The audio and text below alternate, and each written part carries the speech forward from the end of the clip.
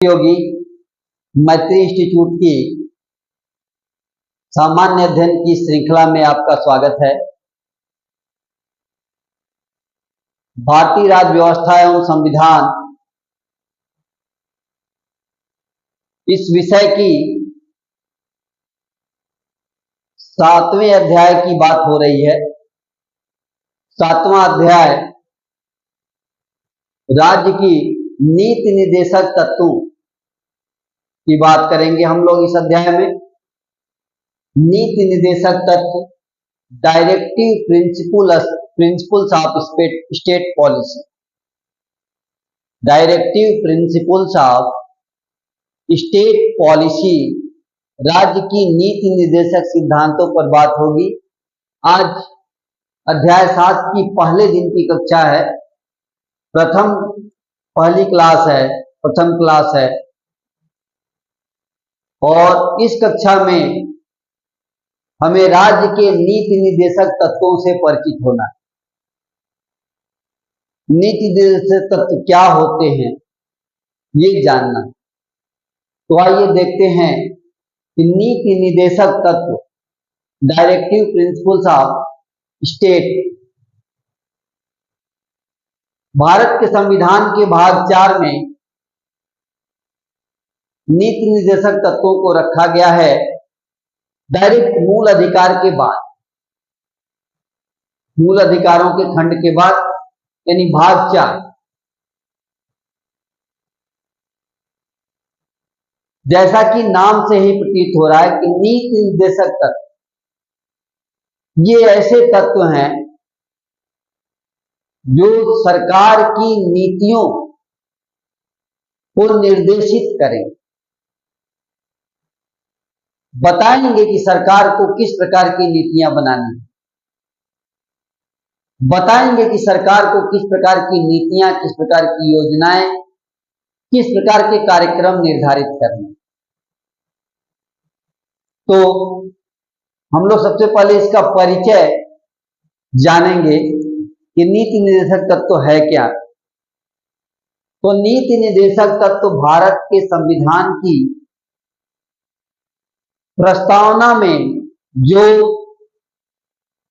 सामाजिक आर्थिक और राजनैतिक लोकतंत्र की बात की गई है, सामाजिक आर्थिक न्याय की बात की गई है, उसको फलीभूत करने के लिए राज्य के नीति निर्देशक तत्वों को संविधान में सम्मिलित किया गया। तो नीति निर्देशक तत्व क्या है? सबसे पहले एक परिचय कि नीति निर्देशक तत्व क्या है। बिंदुवार हम इसे जानने की कोशिश करेंगे कि नीति निर्देशक तत्व क्या क्या प्रावधान समेटे हुए हैं। सबसे पहले राज्य के नीति निर्देशक तत्व जो हैं वो संविधान की प्रस्तावना में उद्धृत सामाजिक, आर्थिक और राजनैतिक न्याय, सामाजिक, आर्थिक, राजनैतिक स्वतंत्रता, समानता, स्वतंत्रता, समानता और बंधुत्व, ये सभी आदर्शों को, सभी कार्यों को प्राप्त करने के ये साधन है। तो हम लिखेंगे कि राज्य के नीति निर्देशक तत्व, आइए इसको हम लोग नोट करना शुरू करें कि राज्य के नीति निर्देशक तत्व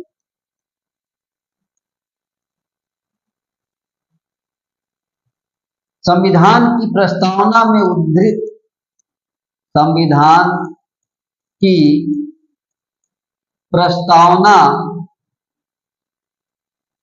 में उद्धृत क्या क्या संविधान की प्रस्तावना में है? सामाजिक, आर्थिक, राजनैतिक न्याय। तो उद्धृत सामाजिक, आर्थिक, राजनैतिक न्याय, ये आपको ध्यान होगा। संविधान की प्रस्तावना में सामाजिक, आर्थिक, राजनीतिक न्याय की बात की गई है तथा स्वतंत्रता, समानता, बंधुत्व तथा स्वतंत्रता,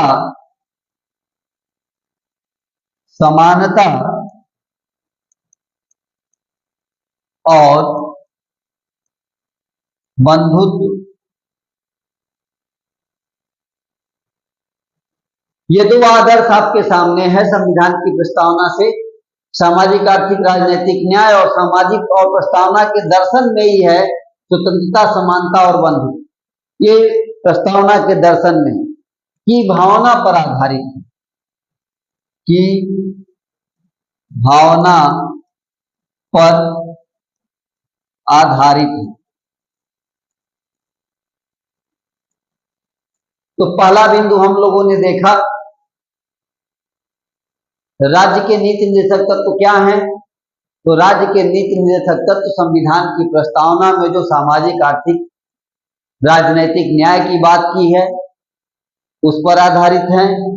स्वतंत्रता, समानता और बंधुत्व की जो भावना है उस पर आधारित है।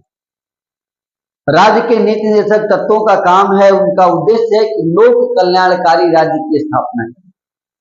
तो आप कह सकते हैं कि नीति निर्देशक तत्वों का उद्देश्य, नीति निर्देशक तत्वों का उद्देश्य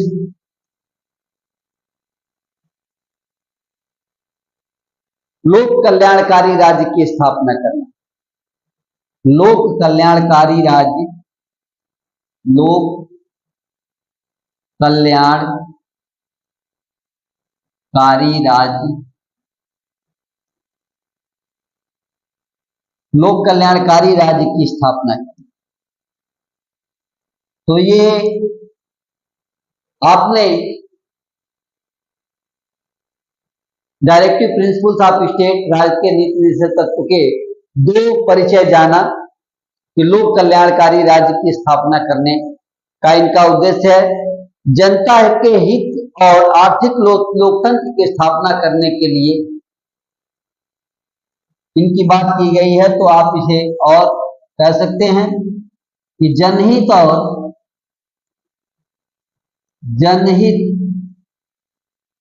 और आर्थिक लोकतंत्र, आर्थिक लोकतंत्र की स्थापना करने का प्रयास, स्थापना करने का आधार कह लीजिए। ठीक है, तो ये इसकी स्थापना करते हैं। किसकी स्थापना करते हैं? आर्थिक लोकतंत्र की स्थापना करने के आधार हैं। साथ ही सरकारों के लिए ये पथ प्रदर्शक है। और क्या है? सरकारों के लिए पथ प्रदर्शक, सरकारों के लिए, सरकारों के लिए पथ प्रदर्शक, यह भी इनकी बात है कि ये सरकारों के लिए पथ प्रदर्शक है। ठीक है, और साथ साथ सामाजिक न्याय की स्थापना के लिए इसमें ऐसे आदर्श दिए गए हैं जो सामाजिक न्याय को, आर्थिक लोकतंत्र को, स्वतंत्रता, समानता, बंधुत्व को, सामाजिक आर्थिक न्याय सबको फलीभूत करने का काम करते हैं। अब इन्हें संविधान के किस हिस्से में रखा गया है, यानी संविधान का उपबंध, संवैधानिक उपबंध क्या है उसको देखें। तो संवैधानिक उपबंध,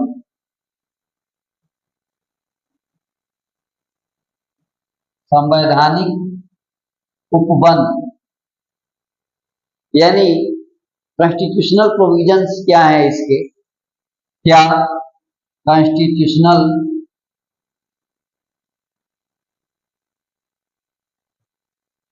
प्रोविजंस,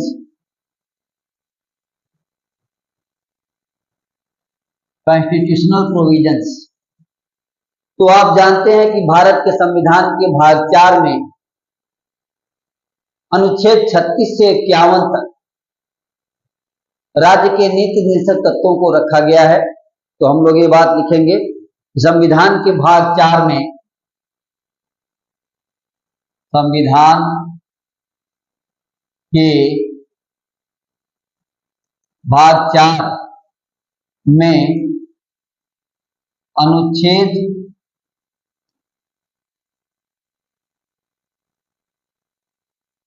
के भाग 4 में अनुच्छेद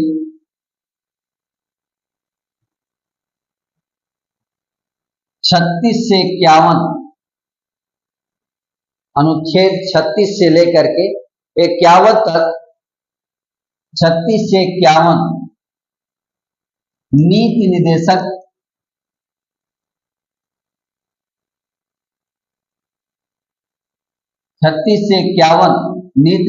तत्वों का वर्णन किया गया है,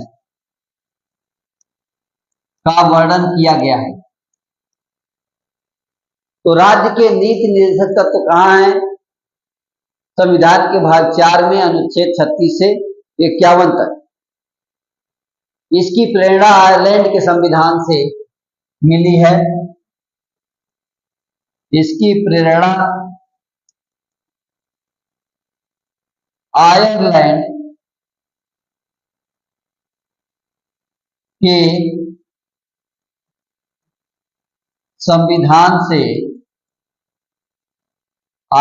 के संविधान से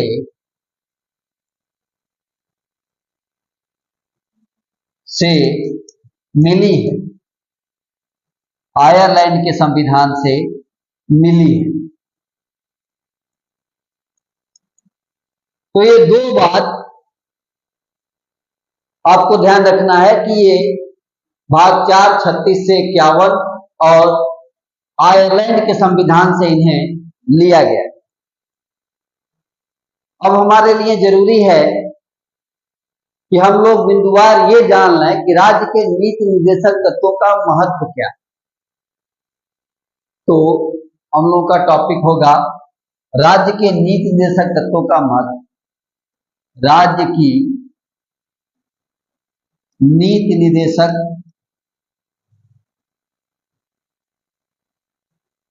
तत्वों का महत्व, यानी इंपॉर्टेंस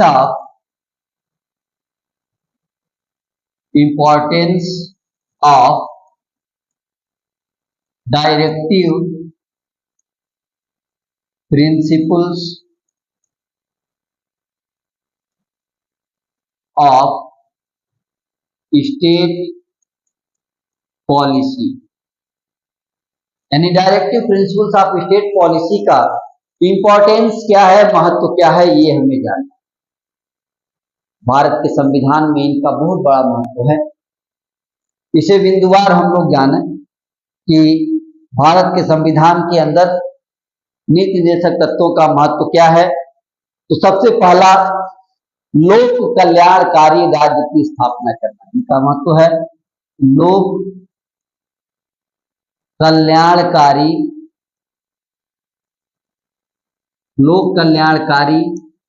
राज्य की स्थापना करना,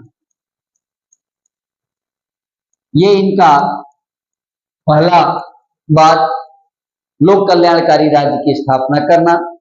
आर्थिक व सामाजिक लोकतंत्र की स्थापना करना, दूसरा इनका क्या उद्देश्य होगा? आर्थिक व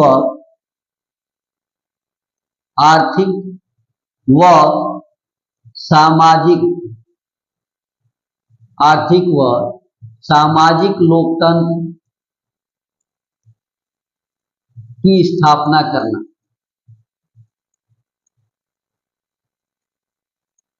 ये इनका महत्व, दो महत्व हम लोगों ने यहां देखा। पेज नंबर 3 पर बात किया जाए तो भारत सरकार के कल्याणकारी कार्यों का आधार है। ये क्या है? भारत सरकार के भारत सरकार के कल्याणकारी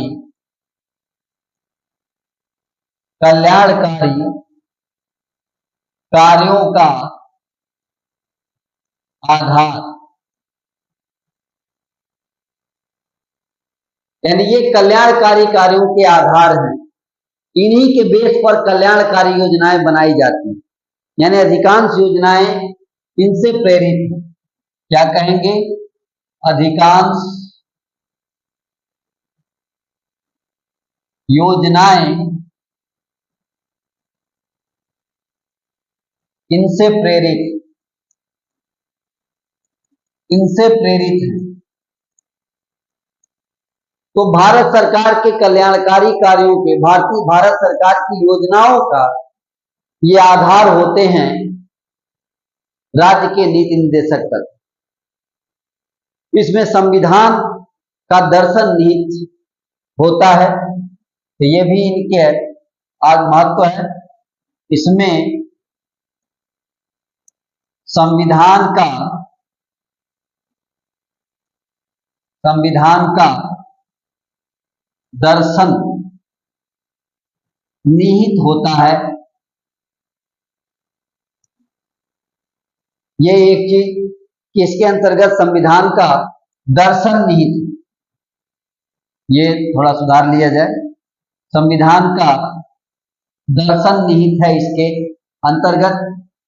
इसके अलावा डायरेक्टिव प्रिंसिपल ऑफ स्टेट, ये क्या है? तो इसमें एक और बात कि जब भी सर्वोच्च न्यायालय को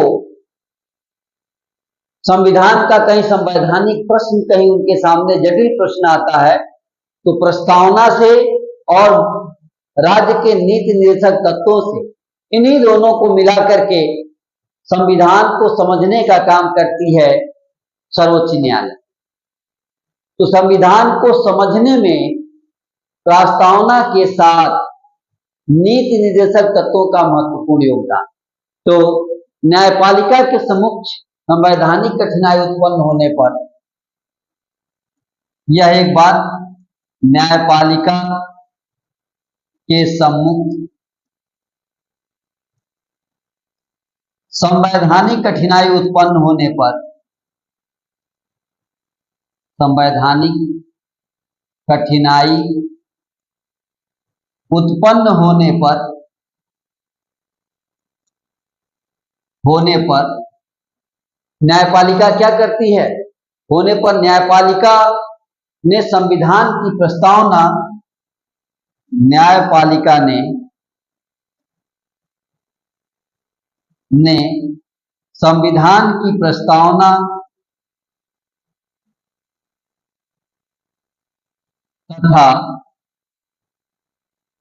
तथा राज्य की नीति निर्देशक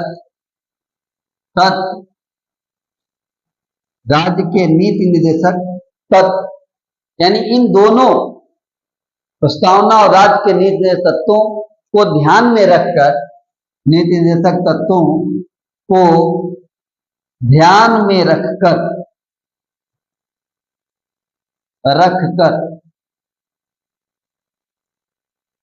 ठीक है, इन्हीं दोनों को ध्यान में रखकर संवैधानिक जटिलताओं को समझने का कार्य करती, संविधान को समझने का प्रयास किया है।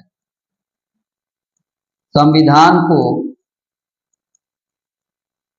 समझने का प्रयास किया है। तो आपने देखा कि न्यायपालिका के सम्मुख जब कठिन प्रश्न उत्पन्न होता है, तो उत्पन्न होने पर न्यायपालिका ने एक तो संविधान की प्रस्तावना का इस्तेमाल किया है और दूसरा राज्य के नीति निर्देशक तत्वों को इस्तेमाल किया, और इन्हीं दोनों के प्रकाश में, इन्हीं दोनों के आलोक में संविधान को समझने का काम किया है। हर बार न्यायपालिका को एक रास्ता दिखाने का काम करते। इतना ही नहीं, सर्वोच्च न्यायालय के समक्ष जब जनहित याचिकाएं आती और जनहित याचिकाओं में जनहित के मुद्दे उठाए जाते हैं, और जनहित याचिकाओं के माध्यम से सर्वोच्च न्यायालय ने जीवन के आधार पर जीवन का जो अधिकार है, जीवन के अधिकार का सिद्धांत प्रतिपादित किया। वो जीवन के अधिकार का सिद्धांत कहां से आया है? नीति निर्देशक तत्वों से आया। नीति निर्देशक तत्वों में जो आजीविका का सिद्धांत है वहां से आया। तो नीति निर्देशक तत्व में नीति निर्देशक तत्वों में आजीविका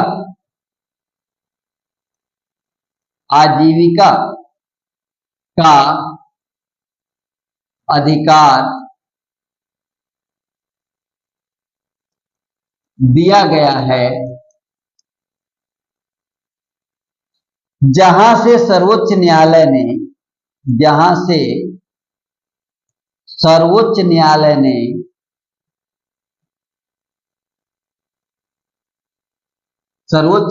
ने जनहित याचिकाओं के माध्यम से जनहित याचिकाओं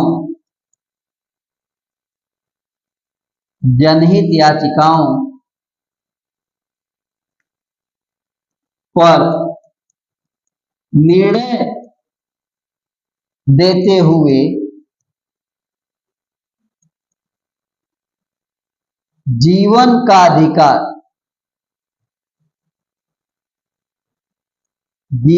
अधिकार सुनिश्चित किया है। तो आपने देखा कि इस तरह से जीवन का अधिकार देने में ये राज्य के जो नीति निर्देशक सिद्धांत है इनका महत्वपूर्ण योगदान। जीवन के अधिकार में राज्य के नीति निर्देशक तत्वों का इंपॉर्टेंट रोल यहां दिया गया। इस प्रकार जीवन का जो अधिकार है वो आजीविका के अधिकार से जुड़ा है। किस अधिकार से जुड़ा है? आजीविका के अधिकार से। और आजीविका का अधिकार कहां है? राज्य के नीति निर्देशक तत्वों में है। तो एक महत्व इसका यह है कि जीवन के अधिकार का यह आधार बना, जो अनुच्छेद 21 में प्राण एवं दैहिक स्वतंत्रता के खंड में इसे दिया है। तो इस प्रकार राज्य के नीति निर्देशक तत्व जो है उनका महत्व आपने देखा। राज्य के नीति निर्देशक तत्वों में कुछ विचारकों के विचार महत्वपूर्ण है, जैसे डॉक्टर भीमराव अंबेडकर के विचार, संविधान सलाहकार समिति के अध्यक्ष सलाहकार समिति के सचिव BN राव साहब के विचार या ऑस्टिन साहब के विचार। तो ये कुछ विचार हैं। तो हम देखेंगे कि राज्य के विभिन्न विचारकों का राज्य के नीति निर्देशक तत्वों के संबंध में विचार। तो राज्य के नीति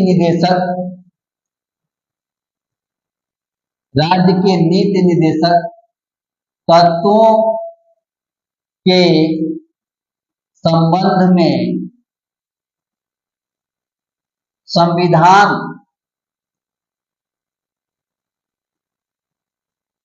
संविधानविदों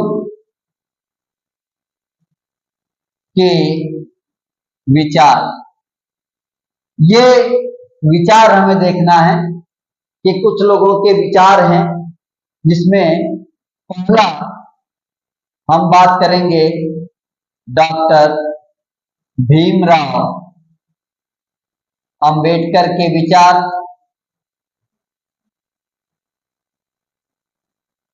डॉक्टर भीमराव अंबेडकर ने नीति निर्देशक सिद्धांतों के बारे में क्या कहा है ये देखेंगे। तो उन्होंने कहा है कि नीति निर्देशक तत्वों का बहुत बड़ा मूल्य है। क्या कहते हैं? कहते हैं नीति निर्देशक तत्वों का बहुत बड़ा मूल्य है, बहुत बड़ा मूल्य है।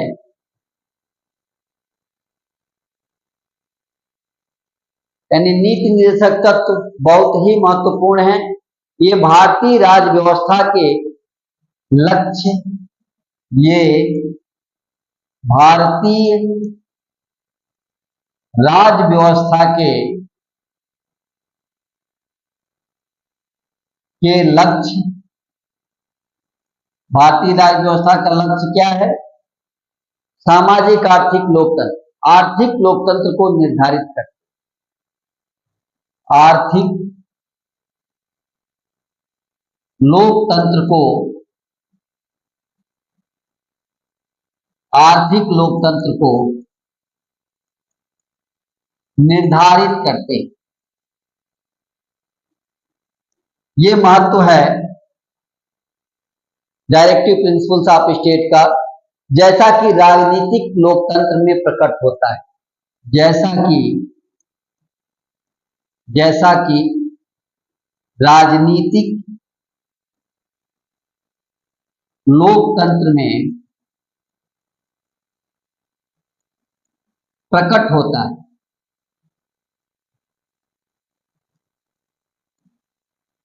तो दो बातें यहां बड़ी महत्वपूर्ण है, एक राजनीतिक लोकतंत्र और दूसरा आर्थिक लोकतंत्र।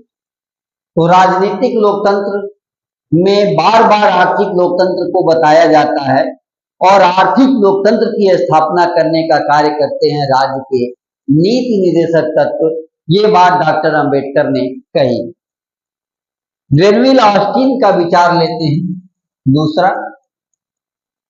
ग्रेनविल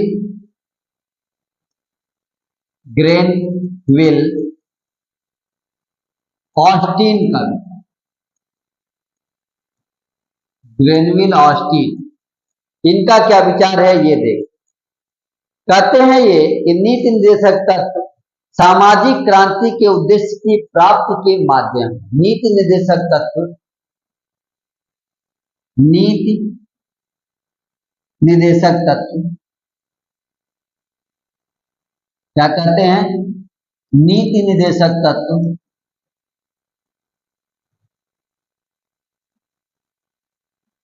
सामाजिक क्रांति के, सामाजिक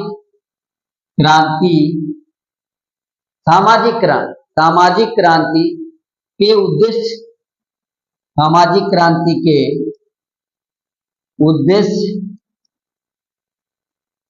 उद्देश्य की प्राप्ति के माध्यम। तो ये ऑस्टिन का विचार कि सामाजिक क्रांति को प्राप्त करने के ये क्या है? माध्यम है। और एक और हम लोग बी.एन. राव का विचार लेंगे, तो उनका बात करना, बी.एन. राव का, बी.एन. राव,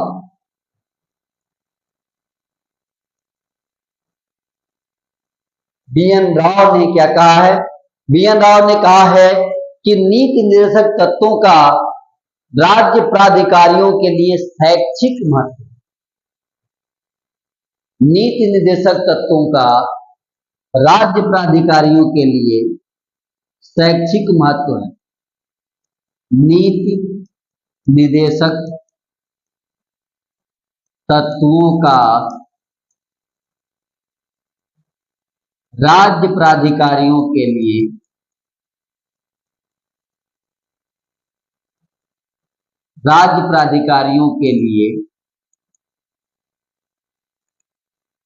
लिए शैक्षिक महत्व है, शैक्षिक महत्व है। ये बात कहा है बी.एन. राव। तो हमने सबके विचार देखे, डॉक्टर भीमराव अंबेडकर का, ग्रेनविल ऑस्टिन का, बी.एन. राव का, और सबके विचारों से ये बात पता चलता है कि राजनीतिक लोकतंत्र, आर्थिक लोकतंत्र, सामाजिक आर्थिक न्याय और न्याय, समानता और बंधुत्व आदि को प्राप्त करने के आधार। तो आज की कक्षा में इतना देखने के बाद हम लोग सीधे सीधे अनुच्छेदों को देखेंगे जो नीति निर्देशक तत्वों के खंड में है 36 से 51 तक। अब आज हम लोग पहले इसे रिवाइज कर लेते हैं ताकि आज की कक्षा संपूर्ण हो।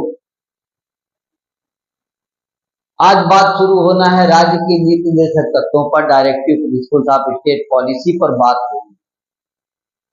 डायरेक्टिव प्रिंसिपल्स ऑफ स्टेट का सबसे पहले आप परिचय जान लें, सबसे पहले आप इससे परिचित हो लें, इंट्रोड्यूस हो लें। परिचय के क्रम में हम लोग बिंदुवार कुछ बातें जानेंगे, जिसमें राज्य के नीति निर्देशक तत्व जो हैं, ये संविधान की प्रस्तावना में जो बातें हैं, क्या क्या बातें हैं? सामाजिक, आर्थिक, राजनीतिक न्याय की बात की गई है।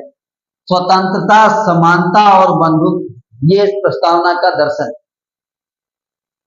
इन बातों के पर ही, इसी भावना पर आधारित है राज्य के नीति निर्देशक तत्व। राज्य के नीति निर्देशक तत्व कौन सी भावना पर आधारित हैं? तो सामाजिक, आर्थिक, राजनीतिक न्याय की भावना पर आधारित हैं और स्वतंत्रता, समानता और बंधुत्व की भावना पर आधारित।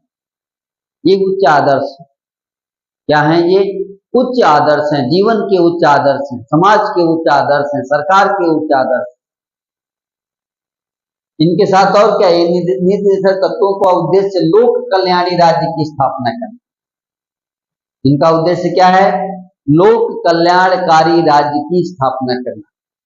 इनका उद्देश्य है जनहित और आर्थिक लोकतंत्र की स्थापना करना। तो जनहित और आर्थिक लोकतंत्र की स्थापना करने का कार्य ये आधार उत्पन्न करते हैं। सरकारों के लिए ये पथ प्रदर्शक, सरकारों के लिए क्या है? पथ प्रदर्शक हैं, टॉर्च बियरर है। सरकार इनके प्रकाश से अपनी योजनाओं का निर्माण करेंगे। संविधान के भाग 4 में, आइए संवैधानिक बंध की बात करें, कॉन्स्टिट्यूशनल प्रोविजंस की बात करें, तो संविधान के भाग 4 में अनुच्छेद 36 से 51 तक नीति निर्देशक तत्व दिए गए। राज्य के नीति निर्देशक तत्व कहाँ हैं? संविधान के भाग 4 में अनुच्छेद 36 से 51 तक।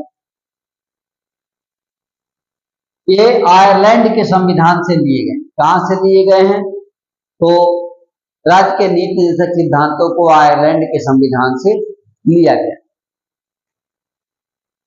अब हम लोग नीति निर्देशक तत्वों के महत्व को जानेंगे, इंपॉर्टेंस को जानेंगे। इनका इंपॉर्टेंस क्या है? आइए बिंदुवार इंपॉर्टेंस को जाना। पहला इनका इंपॉर्टेंस कि लोक कल्याणकारी राज्य की स्थापना करना, सामाजिक लोकतंत्र की स्थापना करना, आर्थिक लोकतंत्र की स्थापना करना। तो लोक कल्याणकारी राज्य की स्थापना करना, सामाजिक आर्थिक लोकतंत्र की स्थापना करना, सरकार के लोक कल्याणकारी कार्यों के ये आधार हैं। इन्हीं के आधार पर अधिकांश योजनाएं बनाई जाती हैं। योजनाओं का क्रियान्वयन, निर्माण इन्हीं के आधार पर किया जाता है।